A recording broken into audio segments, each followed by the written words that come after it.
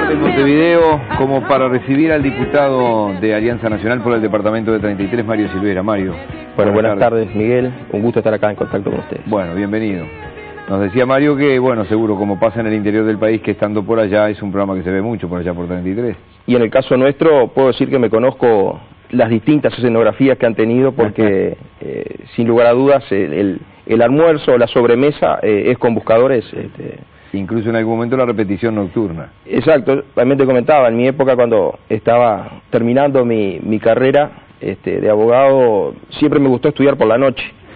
Y veía la repetición en la madrugada, que la verdad que también era una compañía, o sea que buscadores... ¿Y estudiando con nosotros, qué hizo con los exámenes? Y no, me fue bien, a la prueba me fue bien. No sé si soy buen abogado, pero al menos me recibí. Bueno, el doctor Mario Silvera lo hemos convocado porque la semana pasada personalmente yo hablaba de que había temas gravísimos de violencia doméstica, un día sí, otro también, y que digo, ¿quién está pensando en esto? A las pocas horas, el jueves de la semana pasada, en un remitido de prensa, un remitido pagado por el gobierno, se hablaba, creo que eran 11 o 13 medidas, que todas se van a transformar o casi todas en proyectos de ley que van a ir al Parlamento con respecto a la violencia doméstica. Pero en su caso usted había presentado un proyecto de ley a mediados de año. Era específico sobre violencia doméstica. Así es, lo presentamos el 21 de junio del corriente año. Contamos con el apoyo de la totalidad de la bancada del Partido Nacional, con la firma del mismo. El mismo se centra en tres pilares fundamentales. El primero es la ampliación del delito de violencia doméstica, porque el delito de violencia doméstica hoy en día lamentablemente únicamente cubre la lesión leve, por así decirlo, o sea, es un delito de daño y que únicamente el artículo 321 bis del Código Penal abarca ese resultado, esa hipótesis, una lesión leve. Cuando la mujer, la víctima, sufre una lesión grave, una lesión gravísima o aún la muerte, no estamos ante el delito de violencia doméstica. Ahí, entonces, es una paradoja que decir...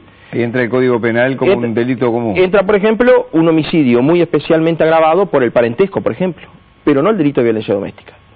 Entonces, vemos que es una especie de contrasentido, decir, bueno, hay tantas muertes, lamentablemente, hay 32 muertes, por ejemplo, durante el año 2011 por violencia doméstica, pero cuyos responsables, cuyos delincuentes no fueron condenados por violencia doméstica. Entonces nosotros... ¿Esto sería un agravante? Nosotros, ¿cómo lo vemos aquí? Que desde la lesión leve, pasando por la lesión grave, gravísima, y aún, obviamente, el resultado muerte, sea todo bajo el delito de violencia doméstica, con distintas escalas de penalidad, mucho más duras que las actuales. Por ejemplo, hoy, un homicidio a un cónyuge, a un concubino, una cónyuge, una concubina, estamos hablando de 10 a 24 años el máximo. Nosotros... O sea que podría salir a los 4 o 5 años. Exacto. Nosotros por violencia doméstica el mínimo lo establecemos en 15 y el máximo en 30. O sea, el máximo guarismo punitivo. ¿Por qué? Porque sin lugar a dudas que en los últimos 8 años existan 308 víctimas de violencia doméstica, 308 mujeres que hayan fallecido víctimas de esto, es un flagelo. Hay un reproche muy fuerte de parte de la sociedad, que está muy bien que exista. Entonces yo creo que la ley y la norma tiene que ir acompasando a ese reclamo social. Es así que nosotros, el mínimo son 15 años y el máximo 30 años de penitenciaría. O sea, no solamente se le cambia el nombre, que va a pasar de ser una lesión grave y ahora va a pasar a ser violencia doméstica con resultado de lesión grave, sino que a su vez un importante aumento en la penalidad, en la pena, sustancial. Sí, ese era un pilar, había otros dos. Exacto. El otro pilar es la creación de un registro público de condenados por violencia doméstica, que esté bajo la órbita del Instituto Técnico Forense y publicado, actualizado diariamente en la página web del Ministerio del Interior. Porque acá también se da una contradicción. O sea, que sea público el nombre. Que sea público. Porque, por ejemplo, si Mario Silvera le debe a la empresa Miguel Nogueira, Sociedad Anónima, 5.000 pesos, y tú me pasas al clearing informes, cualquier ciudadano de la República va al clearing y le dicen, si Mario Silvera le debe a Miguel Nogueira. Si Mario Silvera, que debe plata a Miguel Nogueira, está en un registro público ¿No merece estar en un registro público aquel que da muerte a una mujer, que lastima a una mujer, a un niño? Yo creo que sí. Los profesores de repente le habrán enseñado en la facultad, digo, que las razones por las cuales se ponen iniciales a un primario. Y digo, yo estoy de acuerdo con lo que está diciendo, sí, digo, sí. Pero lo que pasa, Miguel, y agradezco ese comentario. Porque hablan de que, bueno, el escarnio, la posible venganza, la posible justicia por mano propia, se protege a veces increíblemente. Si alguien puede matar a su esposa, a sus dos hijos en un mismo acto, ser primario, y sale ahí OPP. Exactamente. Entonces, yo respeto a los profesores que nos enseñaron eso, pero aparte digo, obviamente que todos tienen sus derechos humanos y hay que protegerlos, y hay que ser garantistas, y más uno que tiene la responsabilidad de crear leyes, de dictar normas. Ahora, entre los derechos humanos de los que matan, de los que maltratan mujeres, niños, esos delincuentes, y los derechos humanos de las mujeres maltratadas, de los hijos que quedan huérfanos, yo voy a contemplar, le voy a poner mucho más fuerza en el de estos últimos, en los que están en situación vulnerable, que en los primeros. Porque, ¿qué pasa? El Estado es cierto que tiene que, y el sistema jurídico tiene que ser un engranaje que cierre con la máxima justeza posible. Pero hay situaciones que es como una moneda, tiene dos caras, y para el lado que uno tome va a desproteger al otro.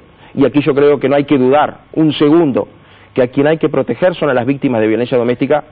Entonces yo creo que quienes maltratan mujeres, niños en el ámbito doméstico merecen estar en ese registro, y por dos situaciones. Por una, por el tema preventivo, porque por ejemplo hoy en día pasa muy a menudo, y aún en el interior, mira, mi hija está saliendo con un joven que me dijeron que era violento, que era complicadito, como se dice en el interior, pero sabes que no sé, porque me lo dijo fulano y no sé. Si tuviera este registro, ingresás a la computadora, el nombre, mirá, en el año tanto fue procesado por tal delito de violencia doméstica. Eso por un lado. Y lo otro, o sea, puede haber personas que están de repente teniendo actividades con niños y que hayan sido condenados por violencia doméstica, y le estamos dando, como decías tú, ese cachón. Yo creo que no, yo creo que primero por un tema preventivo, y creo que también, y esto yo no lo oculto, como una especie de condena accesoria. O sea, el peso de la norma, sí, el peso de la pena, perfecto, pero también como condena accesoria, y lo digo y lo manifiesto así, porque es mi ánimo. ¿Y la tercera pata, el tercer pilar? Y el tercer pilar es el financiamiento por parte del Estado de campañas de lucha contra la violencia doméstica, en el entendido de que hay muchísimas organizaciones, como por ejemplo las Mujeres de Negro, por decir Mujeres de Negro, que la más son visible, la más visible, y quienes por ahí están haciendo punta en todo esto, con un trabajo espectacular. Yo creo que deberían de tener más apoyo por parte del Estado. ¿Pero quién? A través de las empresas públicas. O sea que también, por ejemplo, OCE, Antel, ANCAP, esté obligada a que el organismo especifique, porque también no queremos meternos en decir, bueno, determinada cantidad de dinero para hacer publicidad, pero que de repente el directorio de ANCAP resuelva realizar campañas contra la violencia doméstica del 5% del presupuesto de publicidad para la violencia doméstica, contra la violencia doméstica. El Estado, Gobierno Central, determinadas asociaciones civiles que están trabajando, ONG que están trabajando contra la violencia doméstica, financiemos, apoyemos, no dejemos todo en manos de estas organizaciones que lo hagan sola, porque lo están haciendo muy bien, pero yo creo que necesitan más apoyo. Yo estoy de acuerdo, sin fuerza suficiente.